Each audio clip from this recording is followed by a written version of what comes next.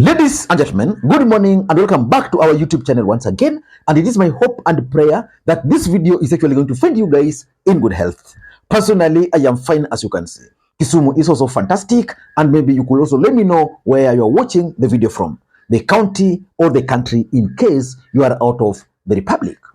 Ladies and gentlemen, yesterday, William Ruto, the president of the Republic of Kenya, delivered some disturbing news to Musalia Mudavadi. He actually used none other than Cleophas Malala. Sitaki kutaja jina, lakini kuna chama hapa mnajua, party leader ni clan moja, secretary general clan moja, woman leader clan moja. Sasa biashara gani hiyo mnadanganyana ati mnaweza kuwa president? Mnadanganya ati mnaweza kuwa president. Mmetoka tu hapo, mmetoka tu kwa kina party leader ni pale, kwa kina woman leader ni pale, kwa kina secretary general ni pale. Ati mtaka kuwa rais wa Jamhuri ya Kenya. Ninyi watu wa viga. And just like I keep on telling you on this platform, in politics, nothing happens out of mere coincidence.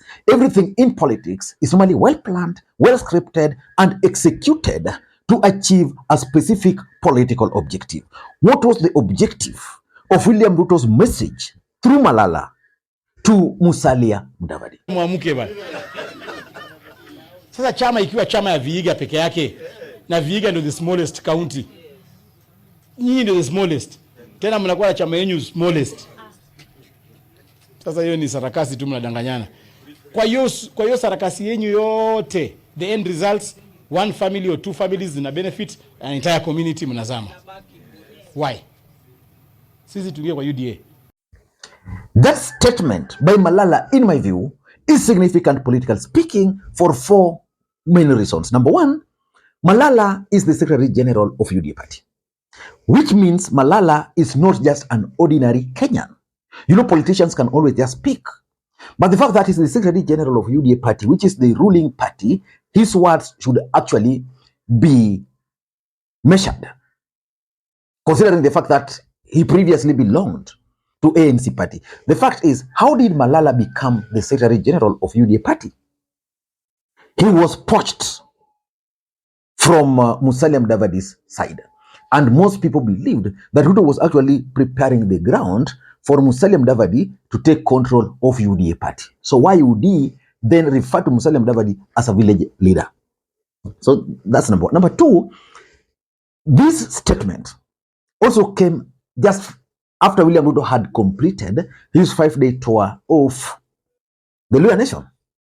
And the fact is, for those who follow the politics of William Ruto, Mudavadi, and Malala, you should have noted that when William Ruto went for that 5-day tour of Luhya Nation, it was meant to coincide with certain key events, personal events affecting both Musalia Mudavadi and Wetangula. I think Mudavadi's son was wedding somewhere on a specific date.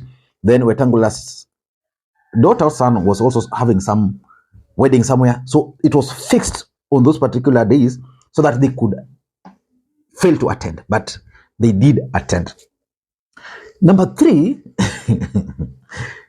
this statement by Malala is also coming at a time, just a few days after Malala had led a delegation of Luhya leaders to a meeting with William Ruto at State House.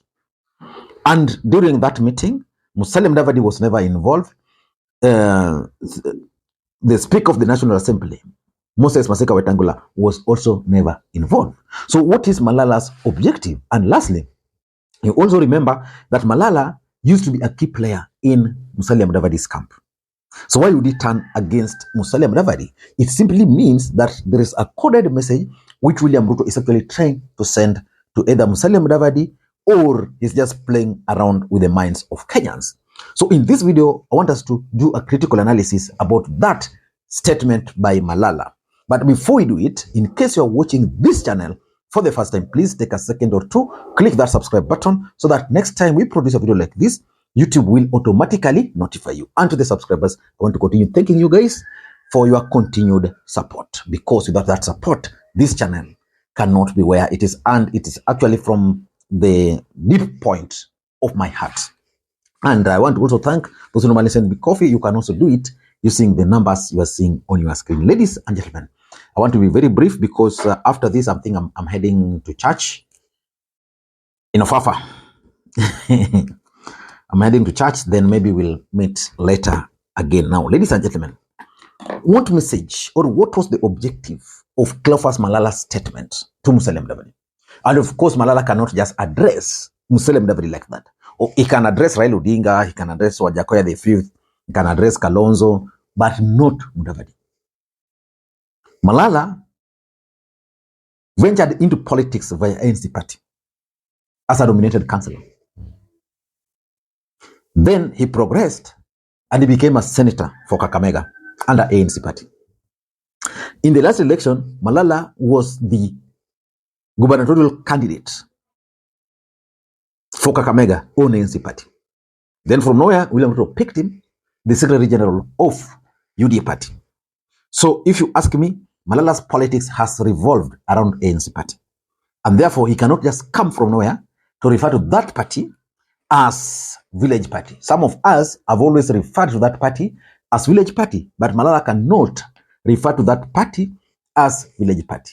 So what was the objective of his statement? Number one, if you ask me, I think it is William Ruto's strategy to try and force Musalia Mudavadi to fold ANC party. The truth is, William Ruto is keen on engineering mega merger within Kenya Kwanza. But some political parties are resisting. One of the parties which are resisting is ANC party. And of course, ANC party is also one of the major parties in Kenya Kwanza. So if Mudavadi were to agree to fold ANC party, probably Wetangula will fold. But can they fold those political parties? I don't think so. And I did explain in one of my videos, just I think last week, that they cannot afford to fold those people, those political parties, because of several reasons. One of them, and the main one, is their political identity. You remove ANC party, you remove Ford Kenya, you can't see Wetangula. You remove ANC, you can't see Mudavadi. And also they need relevance. What are they going to sell? And of course, our politics is tribal. If they were to fold those parties, then what will they be selling to the lawyer nation? How can they go to Bukungu, for example, and tell lawyers that we want lawyer unity, so you must join this party? So they can only do that and ask their people to join those parties if they control those political parties. But Ruto is now telling them, you have to fold. I don't want to work with those village parties. So for me, that is the first message which is coming out very loudly, very clearly. And if Mudavadi and Wetangula have ears, they should listen to that. Number two, I also tend to think that William Ruto, having tried to force these people to merge, these people are now not willing. So he has now made the bold move to win the Mulembe nation to his party directly. And that's why he's referring to these political parties as village parties. And remember, Wetangula, Malala was actually making these statements live from Vihiga. That nyinyi watu wa Vihiga, the chairman of the party anakuja anatoka hapa, the secretary general pale, women rep pale. You know, to reduce ANC party, a party which has a governor in Lamu, to a village party is something which, unless you don't have, your mind is not working right, it's intended to provoke Mudavadi.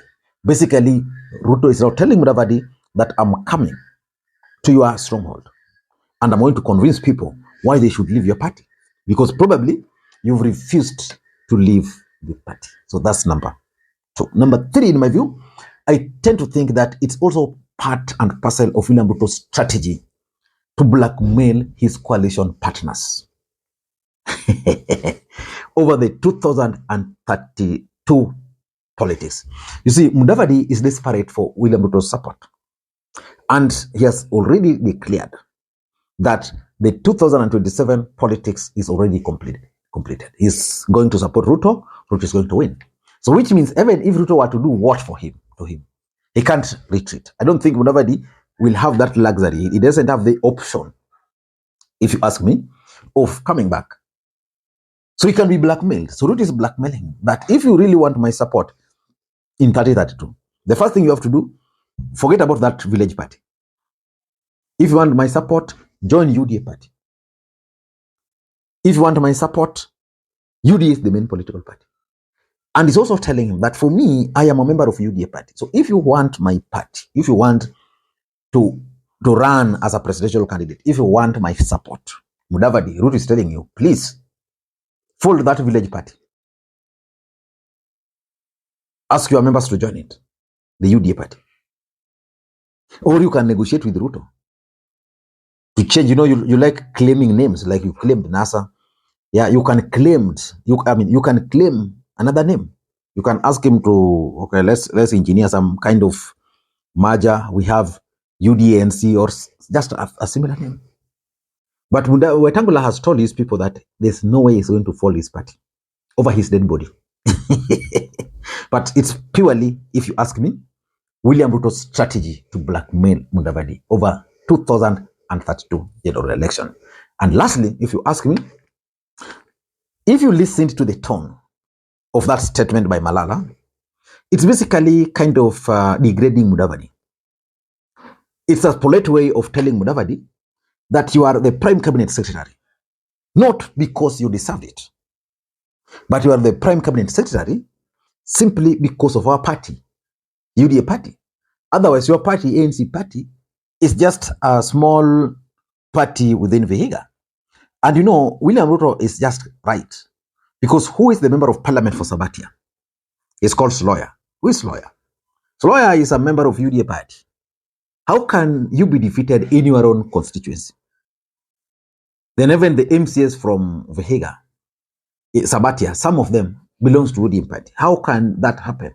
And then you want to claim that your party is a national party, big party that can compete with the UDA party. So politely, it's being told in simple terms that, you are the prime cabinet secretary, right? That's okay. But it's because of our, sympathy. I don't know what you think. That's my take. Thank you guys, and may you have a good day. Bye-bye.